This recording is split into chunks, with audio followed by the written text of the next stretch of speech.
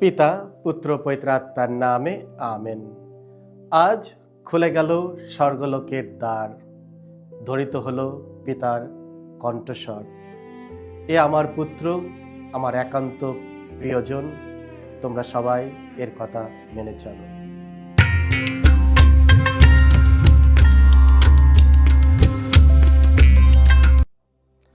খ্রিস্টতে আমার পরম প্রিয়জনেরা, আজ আমরা যিশুর প্রকাশ্য জীবনের দ্বার প্রান্তে এসে দাঁড়িয়েছি। বড়দিনের আলো ধীরে ধীরে ম্লান হয়ে গেছে। গোশালার দৃশ্য আমাদের পেছনে পড়ে আছে, আর মণ্ডলে আমাদের নিয়ে যাচ্ছে জর্ডন নদীর তীরে। এখানে গভীর নীরবতা ও বিনয়ে এক অসাধারণ ঘটনা ঘটে, শুধু যিশুর জীবনে নয়, আমাদের জীবনেও। খ্রিস্টে আমার পরম প্রিয়জনেরা, গত রবিবারে আমরা উদযাপন করেছি প্রভু যিশুর আত্মপ্রকাশ পর্ব, এপিফানি, যেদিন ঈশ্বর নিজেকে কেবল ইসরায়েলের মধ্যে নয়, বরং সমগ্র বিশ্বের কাছে প্রকাশ করেছেন। আর আজ এই রবিবাসীয় দিনে পরম পিতা যিশুকে জর্ডন নদীর তীরে সবার সামনে নিজ পুত্রকে আমাদের প্রত্যেকের কাছে প্রকাশ করছেন। এ আমার প্রিয় পুত্র, আমার পরম প্রীতিভাজন। এ আমার পরম পুত্র, আমার প্রিয়জন। আজকের এই জর্ডন নদীর তীরে ঈশ্বর নিজেকে নত করেন। আজকের পবিত্র মঙ্গল সমাচারে আমরা দেখি যিশু গ্যালিলিয়া থেকে যোহনের কাছে আসেন বাপ্তিস্ম গ্রহণ করার জন্য। যোহন বিস্মিত ও বিচলিত হন। তিনি আপত্তি জানান, আমারই বরং তোমার হাতে দীক্ষাস্নাত হওয়াও দরকার, আর তুমি কিনা এসেছ আমারই কাছে। কিন্তু যিশু জোর দেন। প্রশ্ন জাগে, তিনি পাপহীন, তিনি কেন অনুতাপের জলে নামলেন? স্বর্গের প্রভু কেন পাপীদের সঙ্গে একই সারিতে দাঁড়ালেন? কারণ আমাদের ঈশ্বর এমনই ঈশ্বর। তিনি দূর থেকে আমাদের উদ্ধার করেন না, তিনি আমাদের জীবনের বাস্তবতার ভেতরে প্রবেশ করেন। আমাদের দুর্বলতা, বিভ্রান্তি ও অনুতাপের মাঝে তিনি নিজেকে যুক্ত করেন। তিনি জলে নামেন মানব জীবনের গভীরে, যাতে আমাদের তুলে ধরতে পারেন। বাপ্তিস্মের এই ঘটনা যিশুর জীবনের এক অত্যন্ত গুরুত্বপূর্ণ মুহূর্ত, কারণ এই সময় তিনি মশিয়াইক সেবা কার্যের জন্য পবিত্র আত্মার শক্তিতে পরিপূর্ণ হন। একই সঙ্গে এই ঘটনা তার পরিচয় প্রকাশিত হয়। তিনি ঈশ্বরের পুত্র, যিনি তার বাক্য ও কর্মের মাধ্যমে মানুষের মাঝে আমাদের সঙ্গে ঈশ্বর হয়ে উপস্থিত থাকবেন। আজকের প্রথম পাঠে ঈশ্বর ভগবান প্রবক্তা ইসাইয়ার মাধ্যমে তার পুত্রের কথা আমাদের স্মরণ করে দেয়। এই আমার দাস, আমার মনোনীত জন, যার মধ্যে আমার প্রাণ প্রসন্ন।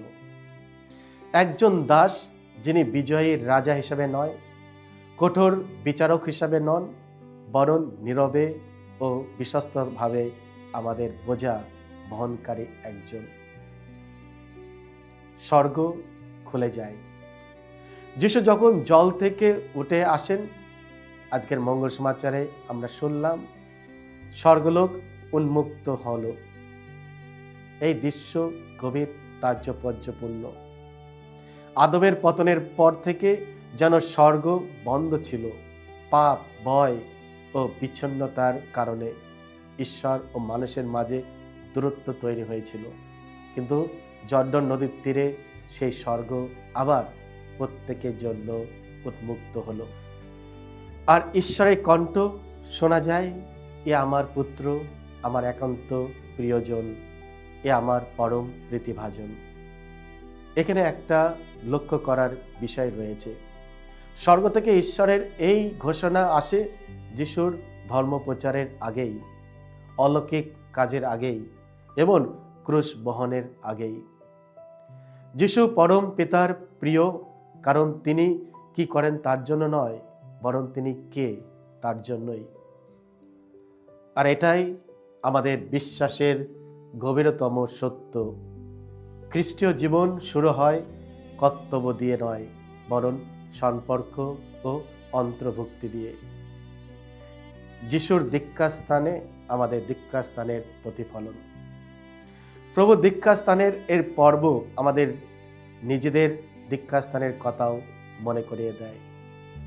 যেদিন আমরা দীক্ষাস্নাতক গ্রহণ করেছিলাম, আমাদের ওপর যেদিন জল ঢালা হয়েছিল, পবিত্র আত্মার দান আমরা গ্রহণ করেছিলাম, আমরা ঈশ্বরের সন্তান হয়ে উঠেছিলাম এবং তার সঙ্গে আমাদের আদি পাপ থেকে আমরা মুক্ত হয়েছিলাম। আমাদের অনেকে হয়তো সেই দিনটির কথা মনে করতে পারি না, কিন্তু স্বর্গ মনে রেখেছেন। আর সেই কণ্ঠ যিশুর ওপর উচ্চারিত হয়েছিল, সেই একই কণ্ঠ আমাদের প্রতিও উচ্চারিত হয়, তুমি আমার প্রিয় সন্তান। তবু কত সহজেই আমরা তা ভুলে যাই। আমরা নিজেদের পরিচয় খুঁজি আমাদের ব্যর্থতার, আমাদের পাপে, আমাদের ক্ষতে কিংবা অন্যের মতামতে। আজকের এই পর্ব আমাদের আবার ডেকে আনে দীক্ষাস্থানের ঝর্ণার কাছে, অনুগ্রহের কাছে, আমাদের সত্যিকারের পরিচয়ের কাছে। বাপ্তিস্ম মানেই প্রেরণ। আজকের দ্বিতীয় পাঠ শিষ্যচরিত থেকে নেওয়া হয়েছে। এই পাঠ আমাদের স্মরণ করে দেয় যিশু বাপ্তিস্ম গ্রহণের পর তিনি সর্বত্র সৎকর্ম করে বেড়াতেন। বাপ্তিস্ম কোনো শেষ নয়, এটি এক নতুন যাত্রার শুরু। এটি কোনো সংসারপত্র নয়, এটি এক আহ্বান। জর্ডন নদী থেকে যিশু এগিয়ে যান কোথায়? বাণী প্রচার করতে, দরিদ্র মানুষের কাছে, পাপী মানুষের কাছে, যারা সমাজে অবহেলিত, তাদের কাছে তিনি ছুটে যান, তাদেরকে নতুন জীবন দেওয়ার জন্য আহ্বান জানান। আর শেষ পর্যন্ত তিনি ক্রুশের দিকে অগ্রসর হন। আমাদের ক্ষেত্রেও ঠিক একই ঘটে। বাপ্তিস্ম মানে প্রেরিত হওয়া, অন্ধকার আলো নিয়ে যাওয়ার জন্য, ক্ষতে আরোগ্য দেওয়ার জন্য, হতাশার মাঝে আশার বার্তা পৌঁছে দেওয়ার জন্য। প্রবক্তা ইসায়া বলেন, আমি তোমাকে গঠন করেছি জাতিদের জন্য আলো হতে। আজ আমরা জর্ডন নদীর তীরে দাঁড়িয়ে। খ্রিস্ট আমার পরম প্রিয়জনেরা, আজ মণ্ডলী আমাদের থামতে বলে এবং মনে করিয়ে দেয়, আমি কে, আমি কার। চলুন আমরা শুধু কথায় নয়, জীবনের মাধ্যমে আমাদের দীক্ষাস্থানের প্রতিশ্রুতি নতুন করে তুলি। এমন জীবনযাপন করি যা খ্রিস্টের প্রতিচ্ছবি, বিনয়ী, করুণা ও বিশ্বস্ত। যে পবিত্র আত্মা যিশুর ওপর নেমে এসেছিল, তিনি যেন আজ আমাদের ওপর সেই একই পবিত্র আত্মা আবার নেমে আনুক। পিতার কণ্ঠ যেন আমাদের হৃদয়ে প্রতিধ্বনিত হয়, আর আমরা যেন এখান থেকে ফিরে যাই দীক্ষাস্থানের প্রাপ্ত মানুষের মতো, ঈশ্বরের সন্তান হিসাবে, ভালোবাসার সেবক হিসাবে এবং আলোর বাহক হিসাবে। প্রভুর বাপ্তিস্ম, যিনি জর্ডন নদীর জলে নিমজ্জিত হয়েছিলেন, তিনি যেন আমাদের বিনয়, ঈশ্বরের ইচ্ছার প্রতি আনুগত এবং আমাদের দায়িত্বের প্রতি বিশ্বস্ত থাকার গুণ শিক্ষা দেন। পোপ ফ্রান্সিস বলেছিলেন, যিশুর বাপ্তিস্মের সময় পিতা তার পুত্রের প্রতি তার ভালোবাসা প্রকাশ করেন এবং আমাদেরও সেই ভালোবাসার অংশ নিতে আহ্বান জানান।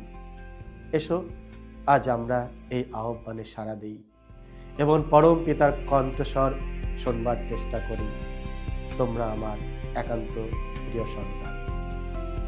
সকলকে জয় যিশু। ঈশ্বর আপনাদের সকলকে আশীর্বাদ করুন।